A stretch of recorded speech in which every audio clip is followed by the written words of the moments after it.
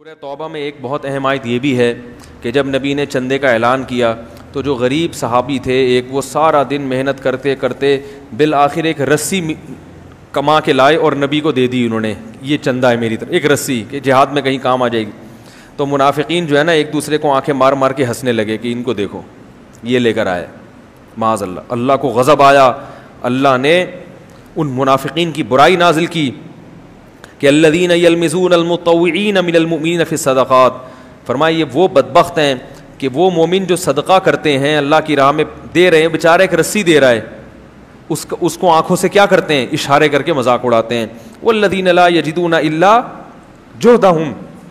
جو بیچارے اپنی محنت مزدوری کی کمائی کے علاوہ کچھ پاتے ہی نہیں، اس بیچارے کو ایک رسی ملی، اس نے کہا چلو یہ دے کے شاید اللہ اس کو قبول کر لے۔ کیسا قبول کیا اللہ نے کہ ان صحابی کی اس رسی کو بیان بھی کیا، اور ان کو جو چپکے چپکے آنکھیں مار مار کے ایک دوسرے کو دیکھ کے ہنس رہے تھے، جو کسی کو نہیں پتا تھا، صرف اللہ کو پتا تھا، ان کی برائی بھی اللہ نے قرآن میں نازل کی۔ تو پتہ یہ چلا کہ اللہ کے ہاں اخلاص کی قدر ہے۔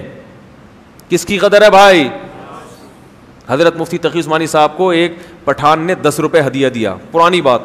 وہ اتنے اخلاص سے دیا نا، اس نے پتہ نہیں کہاں سے چل کے آیا تھا، تو حضرت نے پلاسٹک کوٹنگ کرا کے اس کو اپنے گھر میں لگا لیا۔ مولانا حلوی تھانوی رحمۃ اللہ علیہ ایک دفعہ بیان کر رہے تھے، تو ایک دیہاتی آیا اور اس نے ہدیہ دیا، وہ بہت تھوڑا ہدیہ تھا، پتہ نہیں 4 آنے اس زمانے کے، اس سے بھی کم، اور ہدیہ دے کے کہہ رہے کہ آدھے پیسے واپس کر دیں، کھلا کرا کے نا۔ اس کی مثال جیسے آج کوئی آپ سے کہے کہ 10 روپے ہدیہ دے اور کہے حضرت یہ 10 روپے ہے لیکن 5 روپے واپس کرنا ہے کیونکہ میرے کھلے نہیں تھے، تو میں نے کہا کہ 5 روپے کیا ہو جائیں، تو ہم تو آج کل کوئی ہوگا تو اس کو تو ویسے غصہ ہے کہ ہدیہ 10 روپے ہدیہ دے رہے تو یہ شرم نہیں آتی، ہم تو کروڑوں روپے کھانے والے لوگ ہیں، ہم تو لاکھوں کھانے والے، 5 روپے دے رہے ہیں، کیا کروں گا، اس کا تو گٹکا بھی نہیں آتا، اور سب کے سامنے ذلیل الگ کر دیا، پوری امت، پورے مجمع میں جو اس نے لا کے دیا تھا سب کے سامنے ذلیل الگ کر دیا کہ اچھا اس کی ہدیوں پہ چل رہا ہوں میں، اور پھر آگے سے کیا کہہ رہا ہے، 5 روپے۔ واہ، انہوں نے اسی وقت کسی کو کہا بھائی دکان سے جا کے کھلا کراؤ، 5 روپے مجھے دو، اور 5 روپے نہیں تھے اس زمانے، 5 تو بہت تھوڑی رقم تھی، کیونکہ یہ لوگ تکبر سے پاک تھے،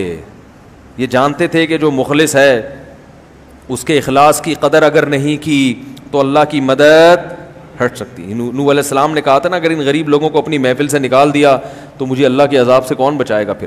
تو یہ سب کو چاہیے کہ حدیث میں آتا ہے